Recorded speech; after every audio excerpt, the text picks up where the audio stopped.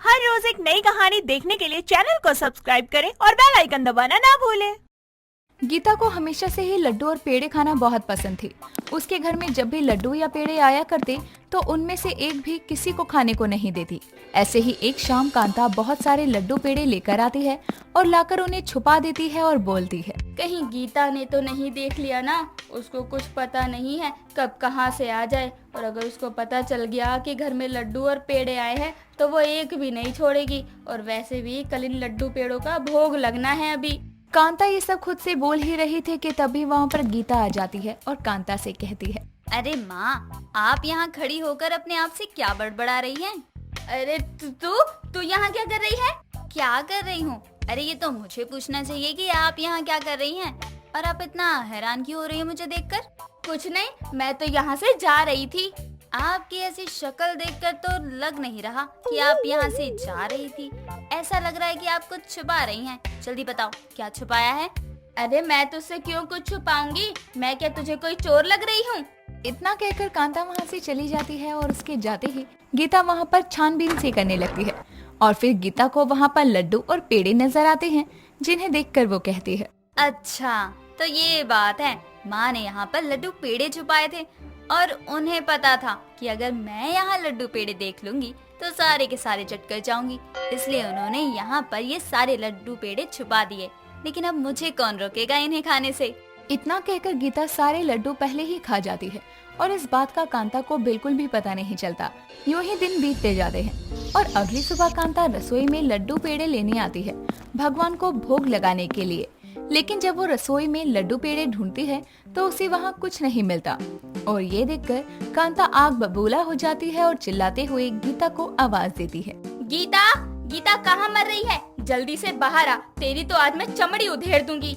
अरे क्या हो गया? क्यों सुबह सुबह इतना चिल्ला रही हो? कौन से पागल कुत्ते ने काट लिया है आपको जो इतना गुस्सा कर रही हो? कुत्ता मुझे नहीं तुझे काट चुका है शायद, तभी तो तेरी ये गंदी हरकतें सुधर नहीं रही लड्डू पेड़े खाने की। अरे क्या हो गया? क्यों इतना चिल्ला रही हो माँ? सीधा सीधा बताओ ना, फालतू में ही गला फाड़ रही हैं आप तो। ये बता, यहाँ पर जो लड्डू पेड़े रखे थे वो किसने खाए? कल मैंने भगवान जी को भोग लगाने के लिए यहाँ पर बहुत सारे लड्डू पेड़े रखे थे। अच्छा वो लड्डू पेड़े, वो तो मैं खा गई। आपको तो पता है ना मुझे लड्डू और पेड़े कितने पसंद है। अरे माना कि तुझे लड्डू पेड़े खाने का शौक है, लेकिन कम से कम भगवान के भोग लगने के लड्डू पेड़े तो छोड़ देती।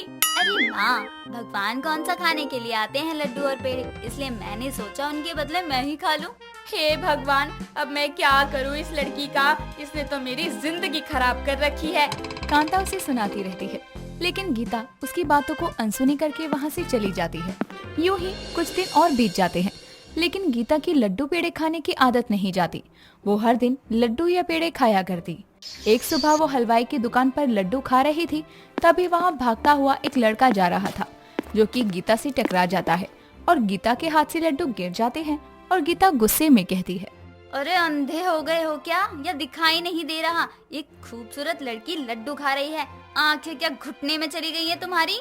अरे नहीं मैडम, आप गलत समझ रही हैं। मेरी आंखें घुटने में नहीं है, बिल्कुल सही जगह पर है। लेकिन लगता है ना आप ही गलत जगह पर खड़ी हैं। आपको नहीं पता क्या कि ये लड्डू हलवाई की दुकान के बाहर नहीं अंदर खाए जाते हैं। अरे मैं लड्डू अंदर खाऊं या बाहर खड़े होकर खाऊं, इससे तुम्हें क्या?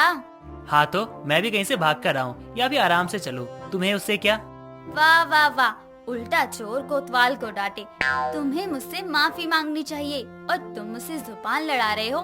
दफा हो जाओ मेरे सामने से, वरना तुम्हारा कत्ल कर दूंगी।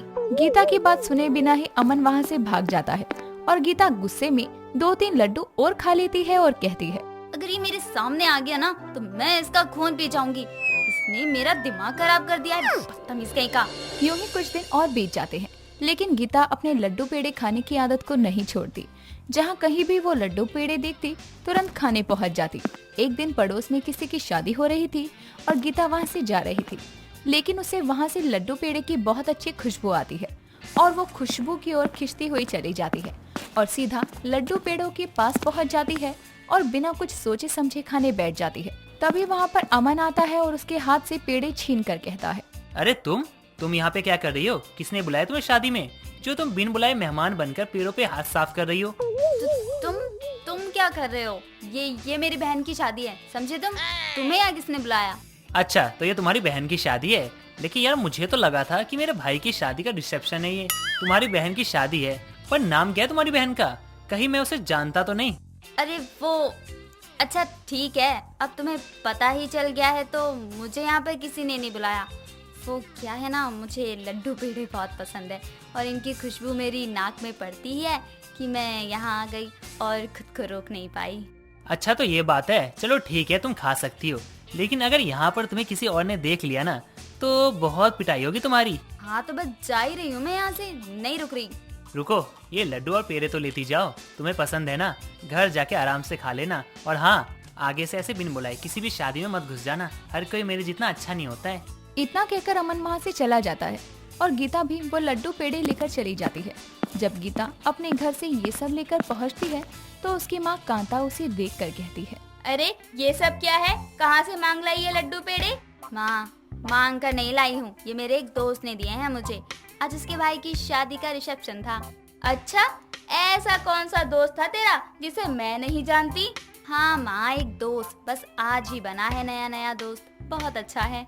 इतना कहकर गीता अपने कमरे में चली जाती है और अगली सुबह कांता गीता से कहती है, सुन गीता, आज तैयार होकर रहना और आज कहीं बाहर नहीं जाना, तुझे देखने लड़के वाले आ रहे हैं।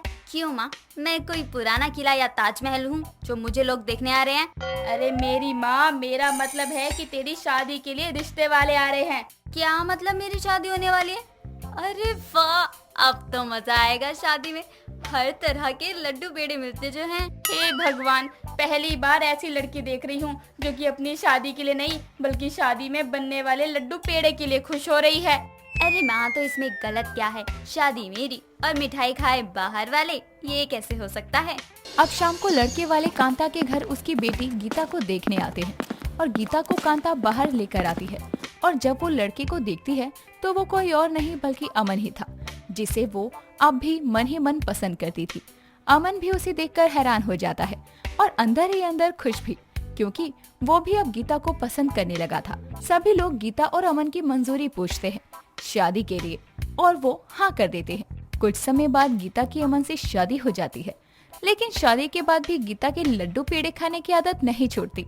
और एक दिन अमन कहता है, देखो गीता, मैं तुम्हें शादी से पहले से जानता हूँ कि तुम्हें लड्डू पेड़े कितने पसंद है, लेकिन ज्यादा मीठा भी नहीं खाना चाहिए वरना तुम बीमार हो सकती हो। अरे अब तुम भी मेरी माँ की तरह ही बात करने लगी।